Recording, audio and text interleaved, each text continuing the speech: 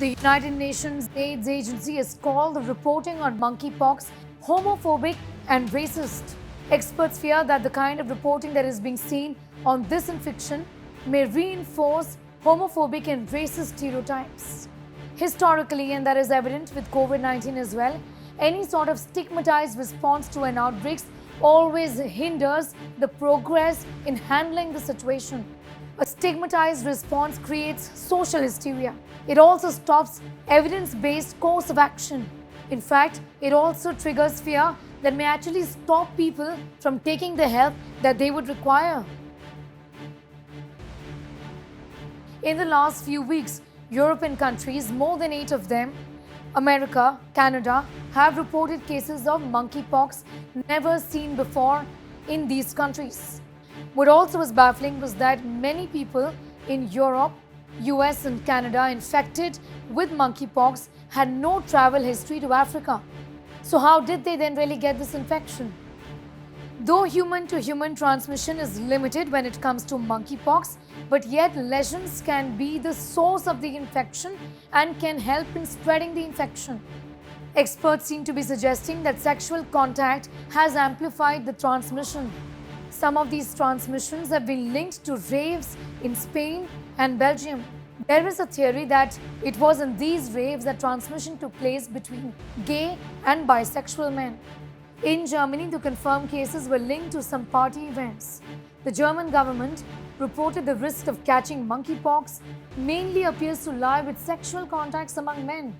Officials in the UK have said a notable proportion of the cases in Britain and Europe have been in young men with no history of travel to Africa and who are gay or have sex with men. Well, it's clear that the virus is really picked up on surfaces from bedding, clothes or respiratory excretions, primarily through skin-to-skin contact. There is no reason to believe that sexual transmission is the exclusive mode of transmission. There are many others. Given the past stigma that has been associated with HIV and AIDS, the LGBTQ community has been put under renewed scrutiny and suspicion. Isolating this community or any other community is not just discriminatory, but it also is counterproductive in terms of handling a public health emergency. It is a public health violation as well. The larger reporting on monkeypox was also played with the racist stereotype since it came from Africa and for many years has been confined to African countries. Many news outlets carried out pictures of dark hands, signifying that the infection is common among African people, completely ignoring the fact that in many countries of the world, it is white men and women who have been infected as well. This also assigns a negative stereotype when it comes to Africa.